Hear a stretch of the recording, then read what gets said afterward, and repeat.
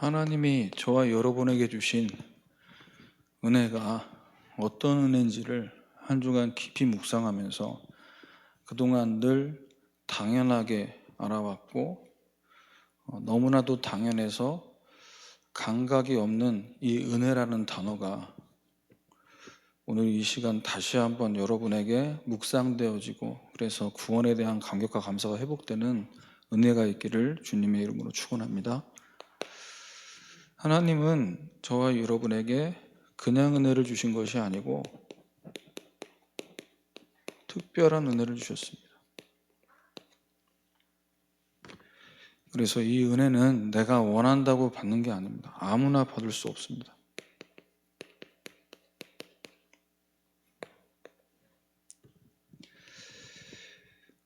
이 복음을 깨닫게 하신 것이 은혜 중에 은혜인 줄 믿습니다. 그래서 이 복음을 깨달은 자들에게는 그리스도의 이름이 보배지만 믿지 않는 자들에게는 버린 돌과 같다. 왜 버린 돌 취급을 할 수밖에 없습니까? 그 영적 상태가 육신과 마음이 원하는 것을 따라가고 있습니다.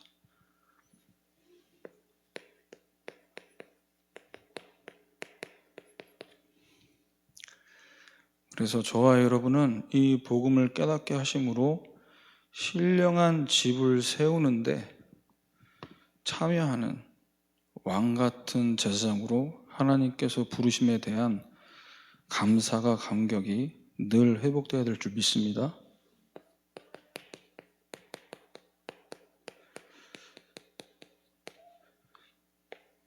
이 신령한 집을 세우는 왕 같은 제사장으로서 하나님 저와 여러분을 삼으셨는데 하나님이 주신 구별된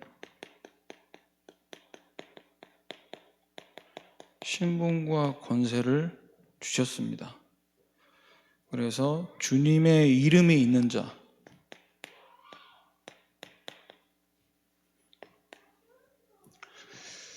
그리스도인, 그리고 우리를 하나님 자녀로 삼으셨습니다. 우리에게 주어진 신분과 권세에 대한 확신을 가질 때 이때 현장의 역사가 일어납니다.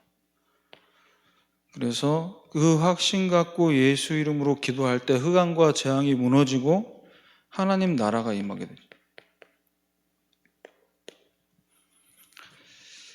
그래서 하나님께서 저와 여러분에겐 가장 복된 일을 주셨습니다.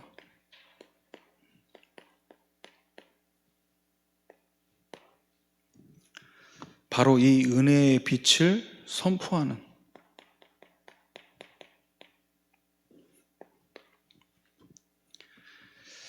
이 빛을 선포하는 데 있어서 실력과 유능한 자를 하나님 부르신 게 아닙니다.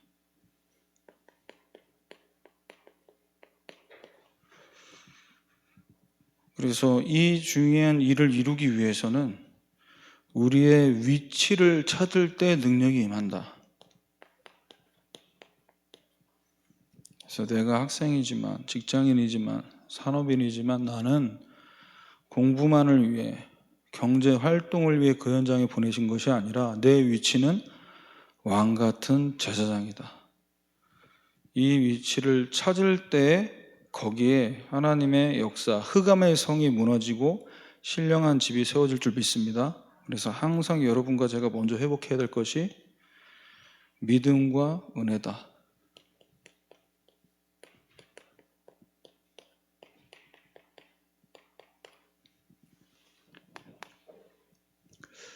그래서 오늘 함께 나누길 원하는 말씀 제목은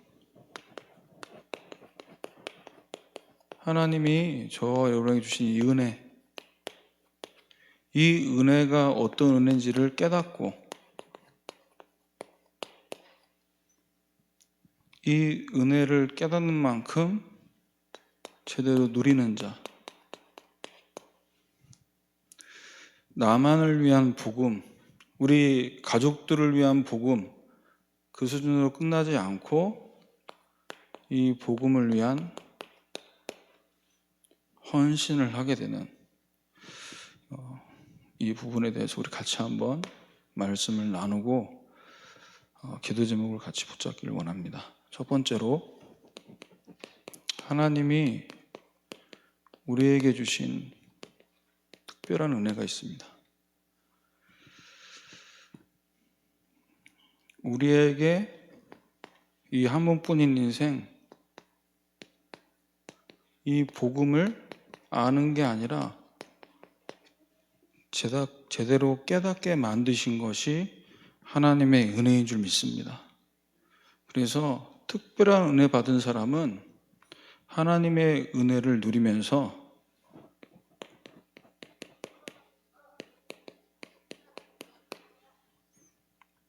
제자의 길을 가게 됩니다. 제자의 길을 간다는 것은 하나님이 우리에게 주신 이 복음 안에서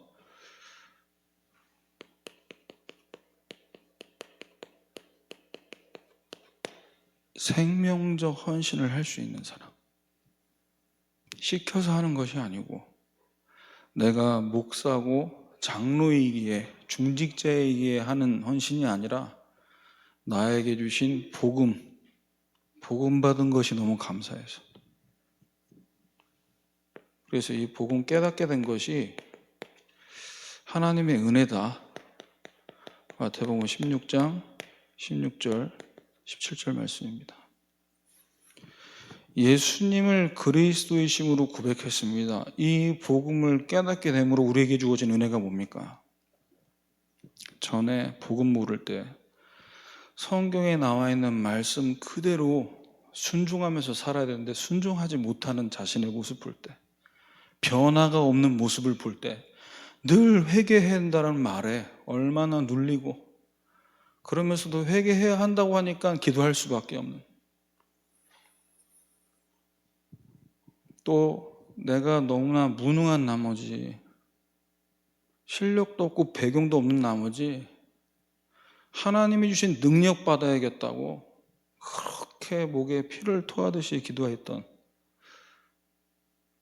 그래서 저는 고등학교 때 방언을 받기 위해 기도하다가 이게 너무 힘들더라고요. 그런데 이제 도저히 포기할 수 없어서 하나님이 죽지 말라고 방언 받게 해주셨는데, 이 복음이 어떤 복음인지를 알았다면 그 부분에 목숨 걸지 않아도 됐을 텐데, 그래서 이 복음 깨달은 것이 저와 여러분에게는 은혜 중에 은혜인 줄 믿습니다. 이 복음을 깨달은 것이 내가 훈련을 많이 받고 좋은 스승을 만나서가 아닙니다. 혈육이 아니니 이것을 내게 알게 한 것은 혈육이 아니고 하늘에 계신 내 아버지시니라. 유광수 목사님을 통해 우리는 복음 받았습니다. 유광수 목사님에게 복음 깨닫게 하신 것도 하나님의 은혜인 줄 믿습니다. 목사님 만나게 한 것도 하나님의 은혜예요.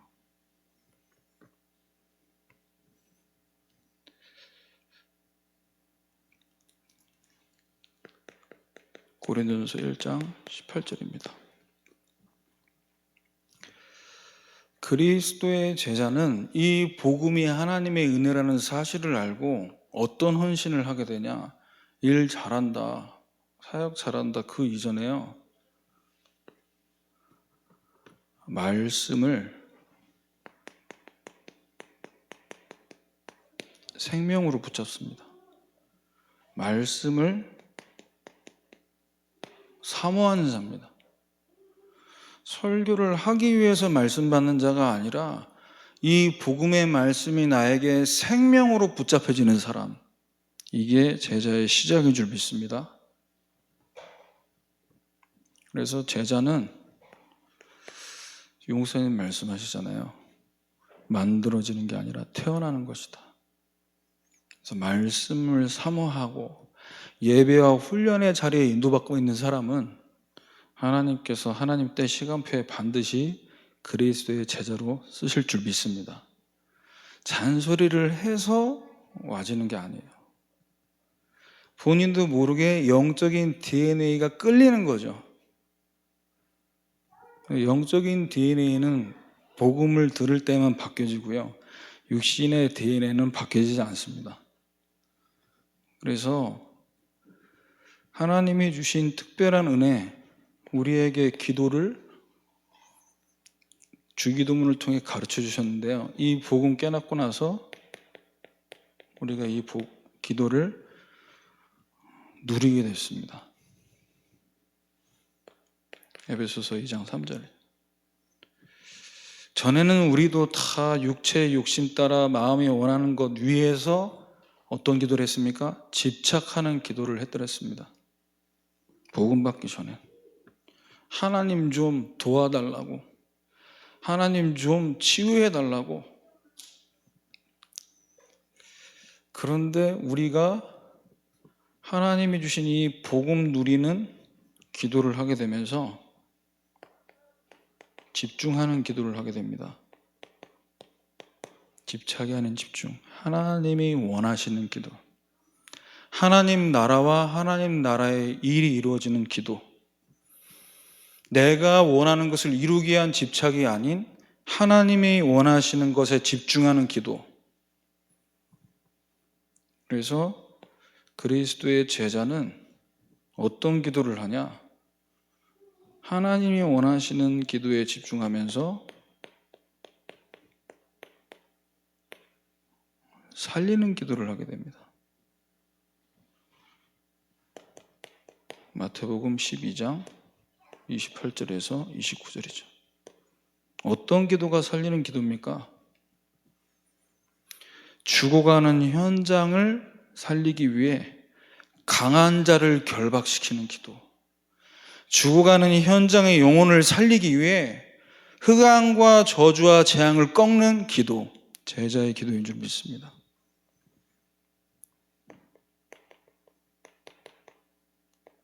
이 살리는 기도를 할 때 하나님 나라가 임하고 하나님 나라의 일이 벌어지는 게 바로 이 내용이죠.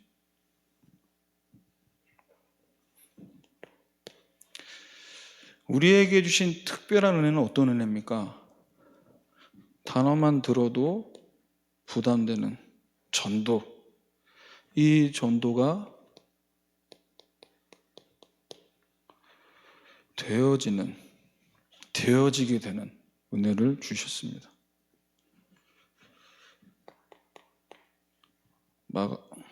마가복음 4장 29절에요.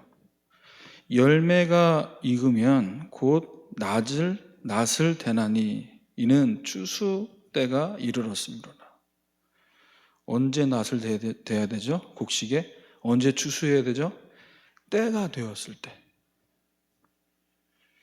그런데 전도가 안 되어지게 하는 특징이 어디 있죠? 때가 안 되는데 계속 건드리는 거예요. 대표적으로 고구마 전도 있지 않습니까? 계속 찔러보는 거예요. 익었나 안 익었나 찔러보고 또 찔러보고 또 찔러보고. 물론 불로 지지는 라이터 전도보다 낫죠. 그래서 살짝 찔러보니까. 근데 이제 고구마 아시잖아요. 익기 전에 계속 찌르면 어떻게 하죠? 고구마 다 부셔져 버려요.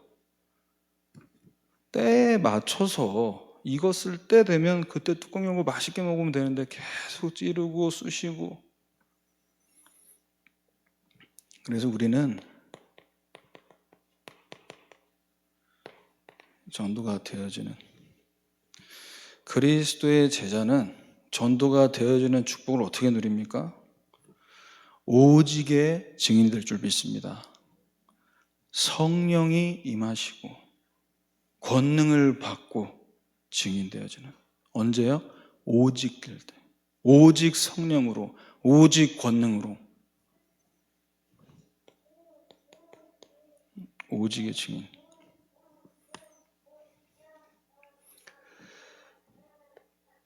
마태복음 12장 25절입니다. 그리스도의 제자는 현장을 두고 열매와 결과의 증인이 되기 위해 캠프하지 않습니다. 어디에 생명적 헌신을 하냐?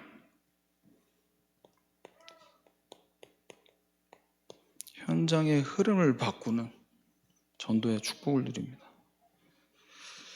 분쟁하는 나라, 분쟁하는 동네, 집, 그 현장을 두고 사탄의 통치 아래에 있구나. 그 흐름을 바꾸는 겁니다. 지금 이 사탄 귀신 문화의 통치 아래 지금 이 동네와 개인과 가정이 잡혀 있구나. 그럼 뭐부터 해야 되겠습니까? 흐름을 바꿔야죠.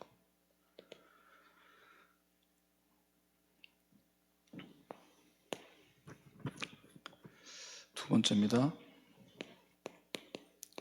저와 여러분에게 하나님께서는 구별된 축복을 주셨습니다.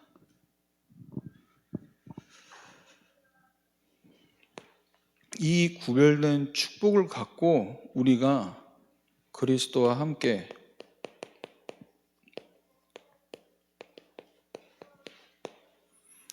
동역자의 축복을 누리기를 원하신다. 그리스도의 직원, 그리스도의 부하가 아니라 그리스도의 동역자.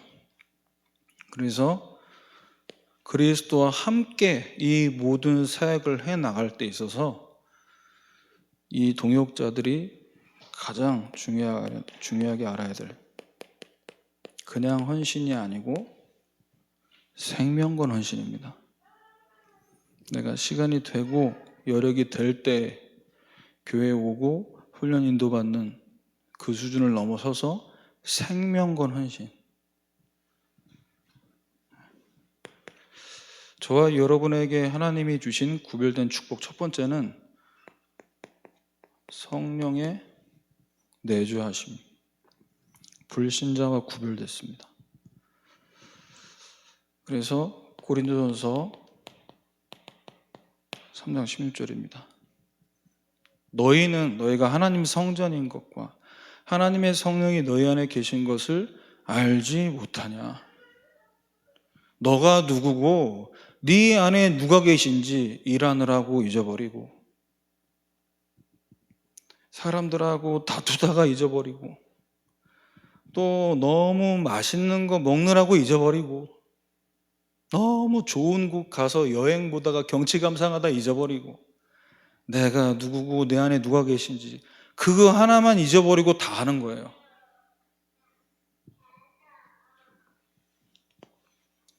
그리스도와 함께 동역하는 자는 늘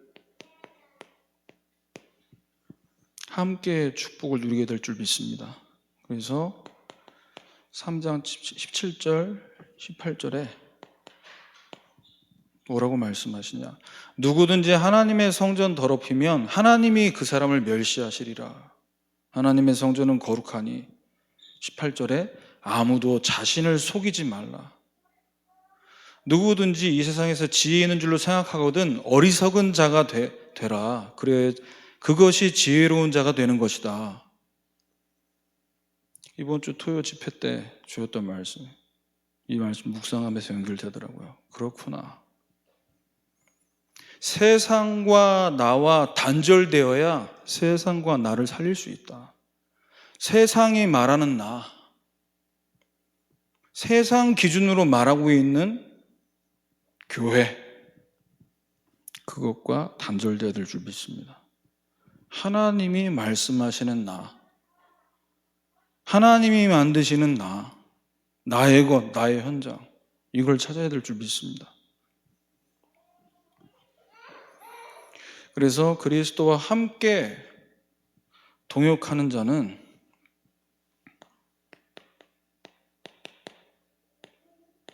에베소서 2장 20절입니다. 그리스도 예수께서 친히 모퉁이 돌이 되셨느니라. 21절에 건물마다 서로 연결하여 주 안에서 성전이 되어가고, 그리스도와 함께 동역하는 자는 그리스도와 함께 교회 살리는, 교회를 위해 올인하게 될 줄 믿습니다. 교회에 아름다운 성전을 지어가는데 돌 하나가 모여져서 어떻게 되죠? 완성되어져 가는.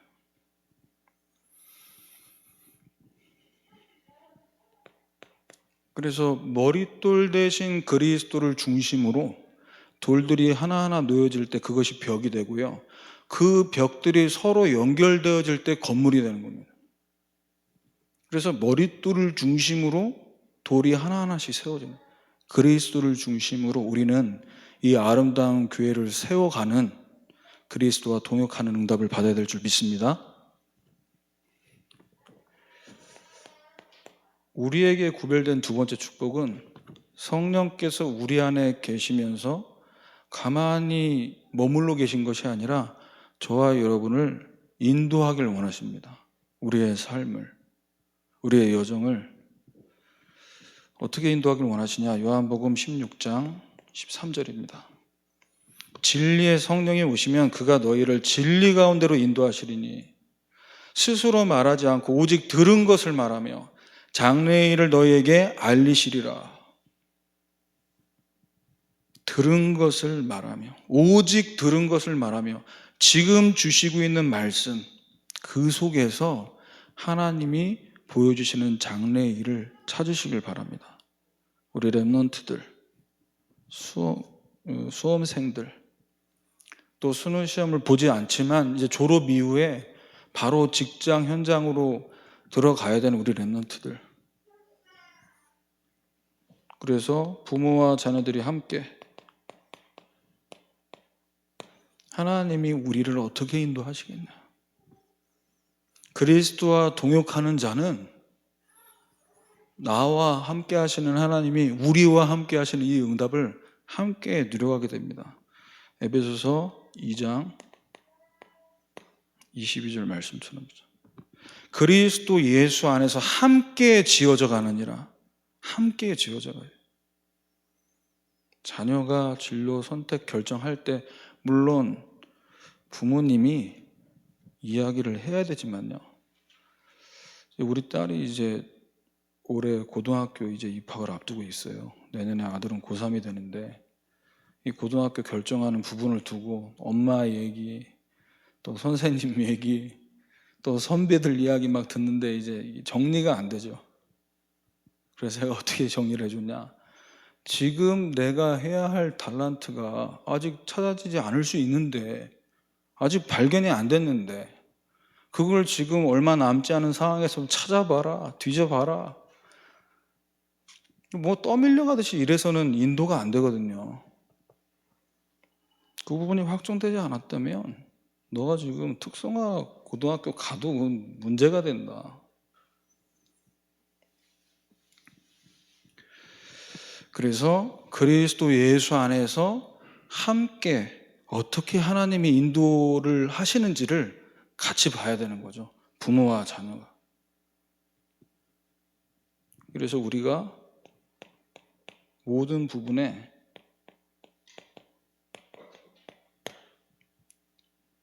기도로 승부를 봐야 됩니다. 결판이 날 때까지 기도해야 됩니다. 기도해도 뭔가 안 찾아졌다. 그러면 어떻게 됩니까? 기다려야죠. 기도해도 응답이 안 없으니까 이제 응답을 안 주시니까 그냥 이렇게 가자. 그거는 이제 내가 인도하는 거죠. 그것이 사도행전 1장 14절입니다. 기도의 생명건 헌신이 있는 그리스도의 동역자가 되길 바랍니다. 사도행전 1장 14절에 응답을 받았던 이 헌신이 왜 생명건 헌신이었습니까? 모여서 기도하고 예배하다가 걸리면 끌려가야 되고요.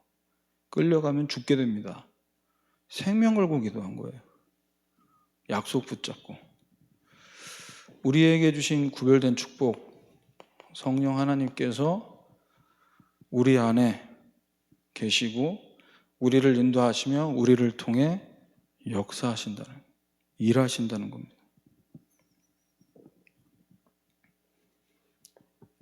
요한복음 14장 26절 27절 말씀. 보혜사 아버지께서 내 이름으로 보내실 성령, 그가 너희에게 모든 것을 가르치고 말한 모든 것을 생각나게 하시리라. 하나님께서 이번 새생명 초청 캠프를 두고 초청되는 분들에게 복음을 여러분 나름대로 초청 이전에 복음을 제시했다면 제시하면서 하나님의 역사를 보신 분도 있지만 못 보신 분도 있을 수 있다니까요. 복음을 제시할 수 없는 상태 속에서 인도받았다고 했을 때 성령께서 역사하시면 깨닫게 하실 줄 믿습니다. 우리 안에 계신 성령이 그 영혼에게 역사하도록. 그래서 우리가 이번에 대상제를 두고 기도하면서 초청되는 이 모든 분들을 두고 우리 교회와 성도들이 이제 초청되는 분들이 교회에 왔다가 그 다음 주에 안 오고 끝나버리는 캠프가 되면 안 되고요. 그 이후를 생각하고 준비해야 된다는 거죠. 지난주 금요일 때 목사님 말씀 주셨잖아요. 캠프 메시지를 주셨습니다. 그래서 우리가 이 응답을 받아야 돼요. 모든 것을 합력하여 이루는 원네스가 아니라 여기서는 다른 것이 섞이지 않고 단 하나의 것으로 이루어지는 이 부분에 대한 원네스, 단일성. 그럼 우리가 어떻게 이 부분에 하나가 돼야 되냐? 사도행전 2장 3절에서 4절입니다. 마가다락방에 성령께서 각 사람 위에 하나씩 임하여 있었고 그 자리에 모였던 모든 사람들이 다 성령의 충만함을 받고 성령의 말하게 하심을 따라. 그래서 하나님께서 우리에게 보내주신 이 영혼들을 두고 우리는 성령 안에서 하나가 되어야 될 줄 믿습니다. 성령으로 하나 되는. 이 영적 플랫폼이 먼저 초대교회 성도들에게 준비가 되게 하시고 주신 응답이 뭐냐? 41절입니다. 2장 41절이죠. 그 말을 받은 사람들이 세례를 받음에 이날의 신도의 수가 3,000이나 더하더라. 전도로 현장이 바뀌는, 전도를 위해서 모든 것을 바꾸는. 그래서 전의 성경에는 제자의 수가 3,000이라고 기록되어 있죠. 그래서 120명의 성도들이 마가다락방에서 한 사람 한 사람이 다 성령의 충만을 받았을 때 여기에 하나님이 3,000제자를 허락하셨다. 그런 사도들을 제외하고 12사도 제외하고 그 나머지 인원들 100명, 한 명당 하나님이 30명씩 커버할 수 있도록 그걸 보시고 붙이신 게 아니에요. 세 번째입니다. 하나님은 저와 여러분들에게 구분된 사명을 허락하셨습니다. 그래서 여러분이 있는 현장에 그리스도의 망대로 이 망대의 역할을 하라고 세우신 줄 믿습니다. 그래서 우리가 어떤 헌신을 해야 되냐? 생명 살릴 헌신. 첫 번째 구분된 사명은 제사장적 사명을 허락하셨습니다. 베드로전서 2장 5절입니다. 너희도 산 돌같이 신령한 집으로 세워지고 예수 그리스도로 말미암아 신령한 제사들이 거룩한 제사장이 될지니라. 이 제사장적 사명을 허락하시면서 이 앞에 산돌같이 신령한 집으로 세워지고 말씀하죠. 집이라는 걸 뭘 의미하죠? 누군가가 머물 수 있는 곳이죠. 그것이 플랫폼입니다. 그리스도의 망대로서 망대 안에 있는 기능, 사람들이 모일 수 있어야 되죠. 그래서 사람들이 모일 수 있도록 우리가 뭐 해야 되냐? 이사야서 43장 5절에서 6절입니다. 두려워하지 마라. 내가 너와 함께하며 네 자손을 동쪽에서부터 오게 하고 너를 모을 것이고 내 아들들을 먼 곳에서 이끌며 내 딸들을 땅 끝에서 오게 하며. 하나님께서 플랫폼이 준비되면 오게 만드실 줄 믿습니다. 그래서 새가족 사역자들과 기도하면서 한 달에 한 번씩 전체 사역자 모임하면서도 계속 이 부분을 강조하고 말씀드렸습니다. 하나님은 우리가 영혼 받을 준비가 돼 있는 것을 보시고 사람 보내신다. 영혼 받을 준비가 되어 있지 않으면 사실은 올수록 더 손해될 수 있습니다.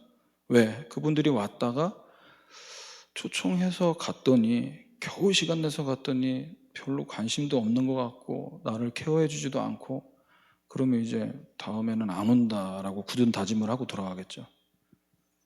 근데 반대로 이분들을 기도로 품고 기도할 때 정말 아이를 낳은 어머니의 심정으로 내가 품고 기도한 영혼이 초청되어져서 목사님을 통해 생명의 복음을 듣고 구원받는다면 우리는 이 영혼들을 끝까지 책임질 수 있는 제사장의 사명을 감당할 줄 믿습니다. 그래서 생명 살릴 헌신은요, 중보기도입니다. 사무엘상 7장 2절이죠. 흑암과 저주와 재앙에 잡혀있는 백성들을 보고 사무엘은 20년 동안 가슴을 치며 기도했다. 이 영혼들에 대한 애통한 마음을 갖고 기도하는 것, 이것이 생명 살릴 헌신이다. 두 번째입니다. 우리에게 주신 두 번째 구원된 사명은 선지자적 사명입니다. 베드로전서 2장 7절. 건축자들이 버린 그 돌이 모퉁이의 머릿돌 되고 왜 버린 돌 취급을 받습니까? 왜 오늘날 우리 기독인들이 예수 믿으세요라는 이 말을 할 때 왜 불신자들은 진저리 칩니까?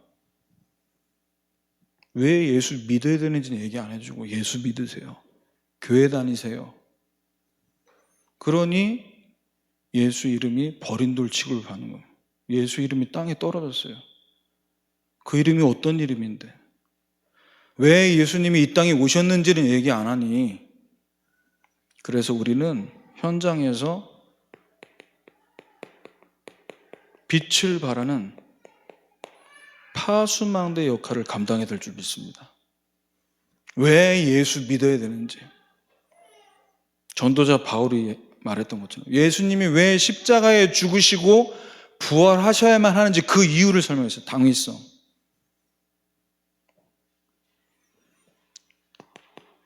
이사야 43장 8절입니다. 눈이 있어도 보지 못하고 귀가 있어도 듣지 못하는 백성을 이끌어내라. 누가 장애인입니까? 눈이 있는데 보지 못해요. 영적 장애인. 귀가 있는데 복음을 듣지 못해요. 영적 장애. 여기에 뭐 해야 되는 겁니까? 말씀을 선포해야 됩니다. 설득하는 것이 아니라, 강요하는 것도 아니라, 주입시키는 것이 아니라 말씀 그대로를 선포하는 거예요.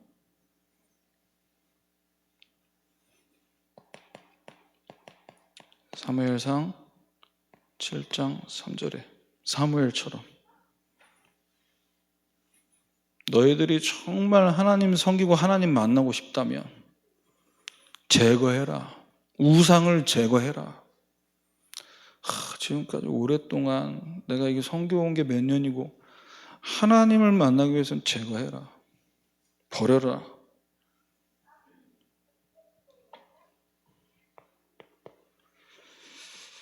마지막 세 번째 사명입니다. 왕적 사명. 베드로전서 2장 8절이죠. 부딪히는 돌과 걸려 넘어지게 하는 바위가 돼버린 이 복음. 왜 이들은 이렇게 반응할 수밖에 없습니까? 그들을 이렇게 정하신 것이다 라고 말씀하셨어요. 우리는 현장에서 복음 아닌 다른 것, 틀린 것, 실패할 것으로 각인 뿌리 체질된 이들에게 왕적 사명을 어떻게 감당하겠습니까? 증인으로 감당해야 될 줄 믿습니다. 생명 살릴 헌신, 증인으로서 헌신. 그래서 사무엘이 선지자였지만 강단 결론에서 말씀하셨죠. 제사장이면서 또 선지자로 그리고 사사였지만 왕의 역할로 백성들을 다스렸다고 말씀하셨어요. 사무엘상 7장 15절 17절까지입니다. 사무엘이 3날 동안 이스라엘을 다스리고 또 이스라엘을 다스리기 위해 순회하고 이런 여정들이 나오는데요. 17절을 보시면요. 거기서도 이스라엘을 다스리고 또 거기에 여호와를 위하여 제단을 쌓았다. 어디를 가나 뭐 한 거죠? 하나님과 24 소통되는 안테나를 세우는 거예요. 어디서나 하나님과 통하는. 이때 하나님은 저와 여러분에게 증인의 사명을, 생명 살릴 증인의 사명을 감당하도록 이사야 43장 10절의 말씀으로 우리에게 축복하시고 있습니다. 나 여호와가 말하노라 너희는 나의 증인 나의 종으로 택함을 입었나니. 우리가 생명을 살리기 위해 헌신해보겠다가 아니라 하나님이 우리를 증인으로 택하신 줄 믿으시길 바랍니다. 왕 같은 제사장 택함 받았다. 마지막 결론입니다.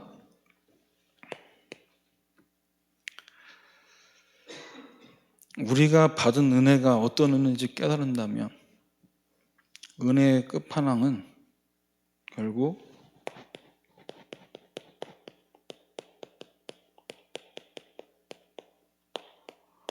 복음을 위해, 교회를 위해, 현장을 위해 헌신하는 이 일에 끝판왕이 될 줄 믿습니다.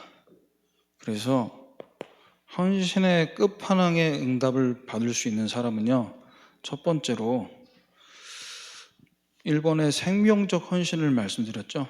생명적 헌신, 무엇으로 시작돼야 됩니까?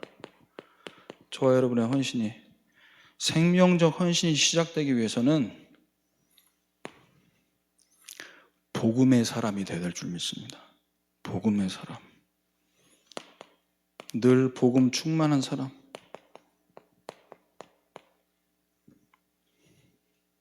사도행전 1장 1절이죠. 복음으로 각인 뿌리 체질되고 있는 사람. 두 번째, 생명건 헌신. 이 헌신을 해나가는 과정. 또 이제 우리가 2023년을 두고 올 한 해를 보내면서 내년부터 또 우리에게 주신 청지기와 중직자의 사명을 감당해 나갈 때 이 헌신의 과정은 어떻게 우리가 누려가야 됐습니까? 기도의 사람,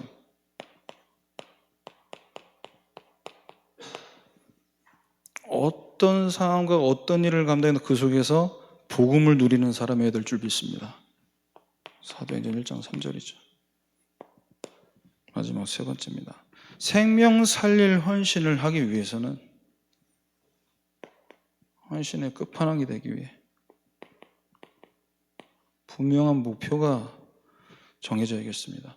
어떤 직분을 감당하고 어떤 일에 헌신한다 할지라도 하나님 나를 통해 복음이 드러나게 하여 주옵소서. 어떤 직분을 감당하고 그 직분을 마음에 있을 때 장로님이 대단하시다, 목사님이 대단하가 아니라 복음의 능력이 어마어마하구나. 세계 복음화에 쓰임받을 사람인 줄 믿습니다.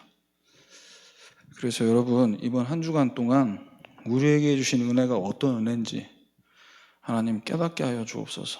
내 입술에서 감사를 잃어버리고 불평과 불만이 나오고 내 가슴에는 복음이라는 단어가 식어버렸다면 하나님 여기에 감격을 회복시켜 주셔서 복음을 위해, 복음 때문에, 복음에 의해서 헌신할 수 있는 이 응답이 시작되는 오늘이 되시기를 주님의 이름으로 축원합니다.